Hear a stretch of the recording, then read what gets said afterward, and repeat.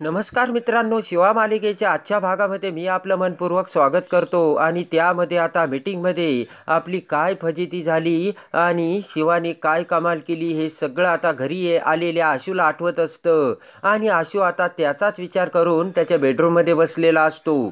तेवढ्यात आता सीताई आणि कीर्ती तिथे येतात. आणि आता शिवा शेजारी बसत सीताई म्हणते की शिवा, अरे कसला विचार करतोयस? तर सीताई म्हणते की मला माहिती आहे आज कंपनीमध्ये काय झालंय ते. तेव्हा आशू म्हणतो की सगळं काही नीट होईल आणि त्यासाठी वेळ लागेल, पण सगळं काही व्यवस्थित होणार आहे, तुम्ही काही काळजी करू नका. कीर्ती म्हणते की अरे पण ती शिवा तिथे आली नसती ना तर हे काही घडलंच नसतं. तेव्हा आता आशू म्हणतो की मला त्या विषयावरती आता अजिबात बोलायचं नाहीये आणि आशू बाजूला जातो. तेवढ्यात आता सीताई म्हणते की पण आशू मला एक सांग, शिवा जर तुझी बायको नसती तर तू तिच्या बाजूने स्टँड घेतला असतास का? ती म्हणते की आई चल बरं, मला आता आशूचा त्रास बघवत नाही. तेव्हा आता सीताई म्हणते की हे बघ, आशूने जर त्रास करून घेतलाच नाही तर मग दुसऱ्याला सुद्धा कशाला त्रास होईल, आणि चल असे म्हणत आता सीताई कीर्तीला घेऊन तेथून निघून जाते. इकडे आता शिवाने आशूच्या विरोधात कंपनीमध्ये बाजू घेतल्यामुळे आता इकडे शिवाची आई सुद्धा शिवावर भडकलेली असते. दिव्याने आता कळ लावलेली असते. तेव्हा आता शिवाची आई म्हणते की शिवा तुला हे सगळं करून काय मिळालं? दिव्या म्हणते की अगं बाहेर चाळीतील लोक तिचे जय जयकार करतायत आणि मग तिची कॉलर झाली ना टाईट. शिवा म्हणते की यासाठी मी हे केलंच नाही. तर शिवाची आई म्हणते की अगं भाऊंनी तुला फक्त मीटिंगमध्ये बोलावलं होतं, मग तिथे जाऊन तू फक्त शांत बसायचं होतं ना. तू जर शांत बसली असती तर काहीच झालं नसतं. शिवाची आई म्हणते की चालली मोठं दुसऱ्याचं आयुष्य सुधरवायला, स्वतःच्या आयुष्याचं काय झालं ना ते शिवा तू बघ आधी. शिवा म्हणते की कुणावर जर अन्याय झाला ना आई, मला तो सहन होत नाही हे तुला चांगलंच ठाऊक आहे. तेव्हा आता शिवाची आई म्हणते की पण तुझ्यावरती झालेला अन्याय मला पण सहन होत नाही. मग शिवा म्हणते की मी जे करते ना ते अगदी बरोबर आहे, हे मला मनापासून वाटतं म्हणून मी हे सगळं करते. दिव्या म्हणते की अगं पण शिवा तुझ्यासाठी हे लग्न टिकणं महत्त्वाचं आहे, हे तुला नाही कळत का? तेव्हा आता शिवाची आई म्हणते की अगं पण आशूने जर त्या लग्नाला तुझं हे वागणं बघून होकार दिला तर मग काय करणार आहे? ह्या गोष्टी तुझ्या संसाराला पुरणार आहे का? असे म्हणत आता शिवाची आई शिवाला आता बोलत असते. शिवा म्हणते की माझे तत्व बरोबर आहे. तेव्हा शिवाची आई म्हणते की अगं शिवा, तू जर घरात बसली तर बाकीचे बाहेरचे लोक येणार आहेत का, आणि तुझे तत्व तुला मग मदत करायला येणार आहेत का? अशी का वागते शिवा तू? असे म्हणत आता शिवाची आई शिवाला समजावत असते. आणि आता शिवाची आई पस्तावा करत म्हणते की तुझा सोन्यासारखा संसार सुरू झाला होता, पण अचानक हे काय होऊन बसलं आणि माझ्या डोळ्यासमोर मला काय बघायला मिळतंय? तेव्हा आता शिवाची आई हात जोडत शिवाला म्हणते की तू पुन्हा अशी वेळ येऊ देणार आहे का? तेव्हा काढ हे कपडे आणि घाल ती साडी. असे म्हणत आता शिवाची आई शिवाला हात जोडते. तेव्हा आता शिवा तिच्या आईला समजावते. आणि आता शिवा ही शिवाच्या आईचा हात धरत म्हणते की हे बघ, आशूचं माझ्यावरती प्रेम आहे, आणि जर त्याचं माझ्यावर खरंच मनापासून प्रेम असलं तर तो नेहाचा हात धरणार नाही. शिवा म्हणते की आणि राहिला प्रश्न या कपड्याचा ना, सगळ्यात अगोदर आशू मला याच कपड्यामध्ये भेटला होता आई, आणि याच शिवाबरोबर याच कपड्यामध्ये आशूची माझ्यासोबत मैत्री झाली होती आई. आणि शिवा म्हणते की मला खात्री आहे की माझ्या याच रूपामध्ये आशू पुन्हा माझ्या प्रेमात पडेल. शिवा म्हणते की अगं आई, माझा पक्का विश्वास आहे आणि मी तुला खात्रीही देते आणि शब्दही देते, आणि तुला आई चांगलं माहीतच आहे की मी जर एखाद्याला शब्द दिला तर तो शब्द मी कधीच मोडत नाही म्हणून. तेव्हा आता शिवा म्हणते की तू काही काळजी करू नकोस. तर आता इकडे सगळे जण आता जेवायला बसलेले असतात. तर तेवढ्यात लक्ष्मण म्हणतो की अरे वा, आज तर सगळं जेवण आशूच्या आवडीचं आहे. आशू सुद्धा आता खुश झालेला असतो. भाऊ सुद्धा आता आशूकडे बघत असतात. कीर्ती म्हणते की काका, मीटिंगमध्ये काय झालं तुम्हाला चांगलंच ठाऊक आहे ना, आणि हे जर दुसऱ्याने केलं असतं तर ठीक होतं, पण हे ज्याने केलं त्याला तो कसा विसरू शकेन? असे आता कीर्ती ही लक्ष्मणला बोलते. कीर्ती म्हणते की हे बघा, या सगळ्याचा त्रास आशूला होतो आणि आशूच्या बाबतीत हे सगळं चुकीचं घडतंय, तुम्हाला कळत नाही का? भाऊ आता कीर्तीला समजावं लागतात आणि म्हणतात की अगं कीर्ती, काही चुकीचं झालं नाहीये. तेव्हा आता सीताई म्हणते की तुम्ही सुद्धा अजूनही तिचीच बाजू घेऊन बोलता का? भाऊ म्हणतात की हे बघ, जर त्या शिवाची चूक झाली ना, मी तिची सुद्धा चूक दाखवून देईल, पण यावेळेस शिवाचीच बाजू बरोबर आहे. भाऊ म्हणतात की आशू, तुला सुद्धा माहीत आहे कधी कधी आपला युगो बाजूला ठेवून कंपनीच्या हिताचा विचार करावा लागतो आपल्याला. तेव्हा आता भाऊ म्हणतात की आज जे झालंय ना त्याने सुद्धा आपल्याच कंपनीचा फायदा झालाय. कीर्ती म्हणते की काय भाऊ, अजूनही तुम्ही त्या शिवाची बाजू घेऊन बोलताय. कीर्ती म्हणते की अहो भाऊ, आशूने या मीटिंगसाठी किती मेहनत घेतली. भाऊ म्हणतात मला मान्य आहे ते, आशूचं सुद्धा बरोबर होतं, पण त्यापेक्षा शिवाचा पॉइंट अगदी बरोबर होता. शिवाने दोन्हीही बाजूचा विचार केला आणि जर कंपनीच्या हिताचा विचार झाला नसता आणि जर कामगारांना सुट्टी मिळाली नसती ना, कामगार संपावर सुद्धा जाऊ शकत होते. कीर्ती, कळतंय का तुला, असे भाऊ आता कीर्तीला समजावतात. भाऊ म्हणतात की हा विचार आपल्या डोक्यातच आला नाही, कारण आपण सगळे मॅनेजमेंटच्या बाजूने विचार करतोय. भाऊ म्हणतात की आज जे झालंय ना त्यात आपलाही फायदा झालेला आहे आणि कंपनीचा फायदा झालेला आहे. तेव्हा भाऊ म्हणतात की आज मी तुम्हा सगळ्यांना सांगतोय की आपल्या आशूसाठी आणि आपल्या घरासाठी फक्त शिवा हीच योग्य आहे. ते ऐकून आता आशू हा भाऊंकडे बघू लागतो. भाऊ म्हणतात की फक्त एका बाजूने विचार करून चालत नाही. तर आशू म्हणतो की बरोबर आहे भाऊ, तुमचंच म्हणणं बरोबर आहे आणि अजून सुद्धा तुम्ही तिचीच बाजू घेऊन बोलता.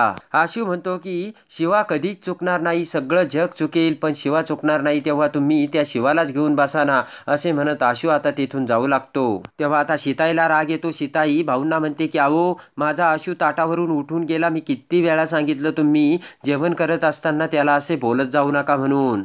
तेव्हा आता भाऊ म्हणतात की मी फक्त त्याला समजावतच होतो. सीताई भाऊंना म्हणते की मी किती वेळा सांगितलं त्या मुलीचा पुन्हा या घरात विषय घ्यायचा नाही, तरी सुद्धा तुम्ही ऐकत नाहीत. इकडे आता नेहा ही शिवाची भेट घेते आणि शिवाला सगळी हकीकत सांगत म्हणते की अगं शिवा, आशू ना तू गेल्यानंतर इतका चिडला होता ना, तुला काय सांगू, आणि जर त्याने रागाच्या भरात जर लग्नाला होकार दिला आणि लग्नासाठी जर निर्णय घेतला तर. तेव्हा आता शिवा म्हणते की अगं नेहा, मला माहिती आमच्या दोघांची तुला खूप काळजी आहे. शिवा म्हणते की अगं पण समोरच्यावरती जर अन्याय होत असेल ना, तो मी नाही बघू शकत. शिवा म्हणते की हे सगळे कामगार माझ्या वस्तीतले असून माझ्या अत्यंत जवळचे आहे, तेव्हा मी सत्याची बाजू नाही सोडू शकत ग नेहा. शिवा म्हणते की अगं कामगारांना जर सुट्टीच मिळाली नाही तर ते त्यांच्या फॅमिली सोबत कसा वेळ घालू शकतील, ते त्यांच्या फॅमिली सोबत कसे एकत्र जेवू शकतील, कसे एकत्र फिरायला जाऊ शकतील, हे प्रॉब्लेम तुला कळते का. तेव्हा आता नेहा म्हणते की तुझं सगळं बरोबर आहे शिवा, पण मला नाही वाटत आता आशू आता त्याचा निर्णय बदलवेल म्हणून. त्याने जर लग्नाला होकार दिला तर काय करायचं आता. शिवा म्हणते की देऊ देत त्याला होकार. नेहा म्हणते काय बोलते शिवा तू. शिवा म्हणते की मला माहिती आहे, त्याने जरी लग्नाला होकार दिला आणि तो मंडपात जरी उभा राहिला ना, त्याचं माझ्यावर प्रेम आहे, तो माझ्याकडे येईल म्हणजे येईलच, असे आता शिवा नेहाला ठणकावून सांगते.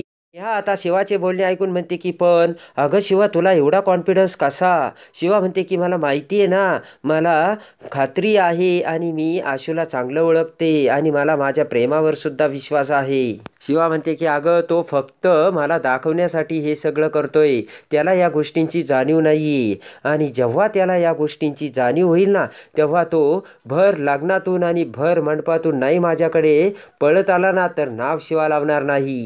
इकडे आता आशू हा येरझाऱ्या मारत हॉलमध्ये इकडे तिकडे फिरत असतो, तर आशूचा मित्र आता समोर उभा असतो आणि आता लगेच आशूचा मित्र म्हणतो की तू एका जागेवर उभा राहणार आहेस का नाही. आशू म्हणतो की नाही राहणार, तुम्हाला काही प्रॉब्लेम आहे का, आणि तुम्ही सतत मला आरोपीच्या पिंजऱ्यात असं उभा करत असतात. भाऊ झालं, काका झालं, तू झालं, तुम्हाला दुसरं काही जमत नाही का. तेव्हा आता लगेचच आशूचा मित्र म्हणतो की अरे, मी तुला आरोपीच्या पिंजऱ्यात उभं करत नाहीये, पण मी ज्या आशूला बघतो ना, तो आशू माझ्यासमोर उभा नाहीये. तो की हे बघ, तू अगोदर माझा मित्र आहे हे तू लक्षात ठेव. तेव्हा आता तो म्हणतो की मी तर तुझा मित्र आहेच रे. आशूचा मित्र म्हणतो की माझ्यासमोर तू जो उभा आहे ना, तो माझा खरा मित्र नाही.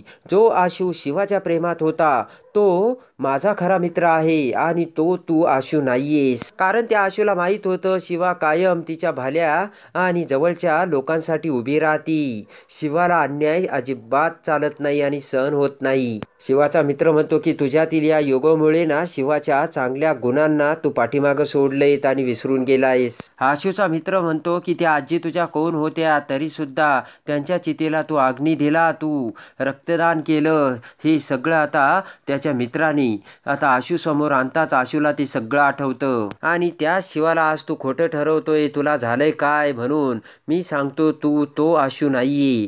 तेव्हा आशू म्हणतो की झालं का तुझं आता बोलून, जुना आशू नवा आशू असं काहीच नाही, आता फक्त परिस्थिती बदलली आणि त्या परिस्थितीनुसार मी चालू राहिलोय. तेव्हा आता आशू म्हणतो की आणि शिवा हे जे काही करते ना ती लोकांसाठी करत नाहीये, तिचा माझ्यावरती राग आहे ना म्हणून हे सगळं करते. तेव्हा आता आशूचा मित्र म्हणतो बरोबर आहे आशू, तुझंच बरोबर आहे बाबा. इकडे आता नेहा ही तिच्या आईसमोर पोहे खात बसलेली असते तर तिच्या आईच्या डोळ्यात पाणी येताच नेहा म्हणते की अगं आई तुला काय झालंय, अगं तू एवढी हळवी का होतेस.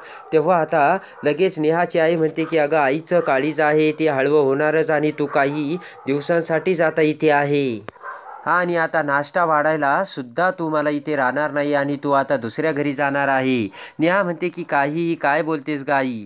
नेहा म्हणते की अगं आई त्याला खूप वेळ आहे, ते होईल तेव्हा होईल. तेव्हा आता नेहाची आई म्हणते की अगं वेळ नाही आहे अजिबात, खूप लवकरात लवकर आपल्याला लग्न करावं लागणार आहे तुझं. तेव्हा आता नेहा म्हणते की अरे यार आई तर आता लग्नाच्या तयारीला सुद्धा लागली आणि यांनी जर माझं खरंच लग्न लावलं तर अशी भीती आता नेहाला वाटू लागते. इकडे आता शिवाची आई काळजी करत बसलेली असते आणि आता लगेचच आजी शिवाच्या आईला म्हणते की अगं वंदे काय करायचं आता, शिवाची तर फार काळजी लागून राहिलेली आहे आणि काहीतरी तर करावंच लागेल. आणि तेवढ्यात आता शिवा तिथे म्हणते की अगं सूर्य मावळत्याच्या वेळेस तुमचं काय चाललंय. शिवाला बघून आजी आणि आता शिवाची आई दोघीही हसू लागतात. शिवा म्हणते की तुमच्या चेहऱ्यावरती जरी हसू असलं ना पण तुमचे चेहरे तर पडलेलेच दिसतात, खोटं खोटं हसू नका, काय झालं ते सांगा. शिवा म्हणते की हे बघ आई तुम्ही माझ्यापासून काहीतरी लपवता बरं का. तेव्हा आता शिवाची आई म्हणते की लपवण्यासारखं काही नाही ग, पण जे ऐकलंय ना त्यामुळे मला धक्का बसलाय. तेवढ्यात दिव्या देखील तिथे आलेली असते तर शिवा म्हणते की आई काय झालंय. तेव्हा आता शिवाची आई म्हणते की तू ज्या वेळेस मीटिंगला गेली ना त्यावेळेस कीर्ती इथे येऊन गेली. शिवा म्हणते काय कीर्ती इथे आली होती, तर शिवाची आई म्हणते हो. शिवाची आई म्हणते की अगं भाऊंचा निरोप द्यायला ती आली होती. तेव्हा आता दिव्या म्हणते की अगं शिवा एवढं सगळं झालं तेव्हा भाऊ तरी आता तुझ्यावर कसा विश्वास ठेवणार आहे. तेव्हा आता दिव्या म्हणते की त्यांनी आपली नाती परक्यांची नाती असल्याचं सांगितलं आणि आपली नाती तोडण्यासाठी ते भाऊंनी सुद्धा सांगितलं आहे आणि आता तुमच्यासोबतचं आमचं नातं संपलं हे आता भाऊंनी सांगितल्याचे आता दिव्या ही शिवाला सांगते. तेव्हा आता शिवा म्हणते की एक मिनिट, दिव्या हा निरोप कीर्तीने आणला ना तेव्हा भाऊ हे नक्कीच असे म्हटले नसतील.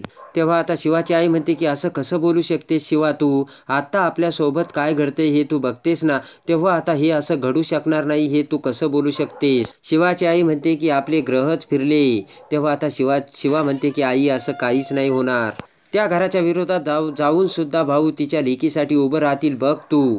तेव्हा आता शिवा म्हणते की तुम्ही त्या कीर्तीचं सुद्धा मनावर घेऊ नका, कारण माझ्या आणि आशूमध्ये जे गैरसमज निर्माण झाले ना ते गैरसमज आम्हीच दोघे मिटवणार आहोत. आजी म्हणते की मला खात्री आहे की शिवा जे म्हणते ना त्यामध्ये नक्कीच काहीतरी तथ्य असणार. तेव्हा आता शिवाची आई म्हणते की आता हळूहळू बाहेर सुद्धा चर्चा सुरू झाली. शिवा इथेच राहते, शिवा तिच्या सासरी राहत नाही, हे आता लोक सुद्धा कुजबुजायला लागले आणि तिचे सासरचे लोक देखील इथे येतात पण ती तिच्या सासरी जात नाहीत हे लोक बोलू राहिलेत. तेव्हा आता शिवा म्हणते की आई लोक काय म्हणतील याची आता चर्चा करू नका आणि त्या गोष्टीला किती महत्त्व द्यायचं हे आपल्यावरच आहे आणि लोकांच्या तोंडाला आपण काही हात लावू शकत नाही. तेव्हा आता शिवा म्हणते की आपण नाती कशी जुळवायची ना हे आता बघायचं आणि एक ना एक दिवस हे होणारच आहे. इकडे आता घरात सगळेजण बसलेले असताना सीताई आणि कीर्ती आता लग्नासाठी कोणकोणत्या नातेवाईकांना बोलायचं सगळ्यांची लिस्ट करत असते. कीर्ती आता संपदाला सुद्धा एक एक काम सांगत असते आणि काकांना सुद्धा आता काय करायचं, कोणत्या वेळेस कोणतं काम करायचं याची सगळी आता तयारी चाललेली असते. तेवढ्यात भाऊ कीर्तीला थांबत म्हणतो की कीर्ती थांब, तुम्ही सगळी ही जे लग्नाची तयारी चालवली आणि हे लग्न जे ठरवले ना ते मला अजिबात मान्य नाहीये.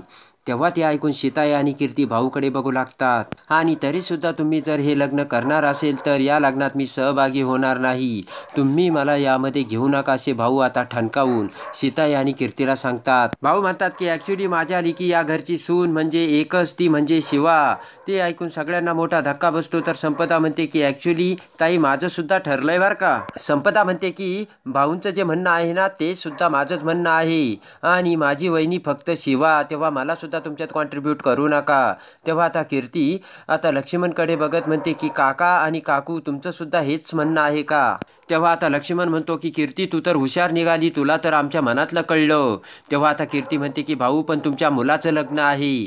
तर आता भाऊ म्हणतात की कीर्ती माझ्या मुलाचं लग्न एकदा झालंय आणि तरीसुद्धा तुम्हाला जर हा मूर्खपणा करायचा असेल तर मला यामध्ये पडायचं नाही असे म्हणत तडक भाऊ उठून तेथून निघून जातात. आणि आता भाऊ पाठोपाठ संपदा, लक्ष्मण, उर्मिला सगळेजण आतमध्ये निघून जातात. तर सीताईला मोठा धक्का बसतो. सीताई म्हणते की आता यांना कसं तयार करायचं तेच काही कळत नाही. तर आता कीर्ती म्हणते काहीही करून आपल्या आशूच्या सुखासाठी आई हे लग्न झालंच पाहिजे. तर आता सीताईला सुद्धा काळजी वाटत राहिलेली असते आणि सीताई आता विचार करू लागते. तर आता भाऊंनी, लक्ष्मणनी, उर्मिलानी आणि संपदानी या लग्नासाठी आता नकार दिलेला असतो आणि चौघेही आता निघून गेलेले असतात. तर आता आशूला शिवाच्या खऱ्या प्रेमाची जाणीव होऊन आता आशू हा नेहासोबतचं लग्न मोडून पुन्हा कसे आशा शिवाकडे धाव घेतो आणि आशू पुन्हा कसा शिवाचा होतो हे बघण्यासाठी आणि शिवा मालिकेच्या डेली अपडेटसाठी बेल नोटिफिकेशनवर क्लिक करून आपल्या चॅनलला लाईक करा, सबस्क्राईब करा.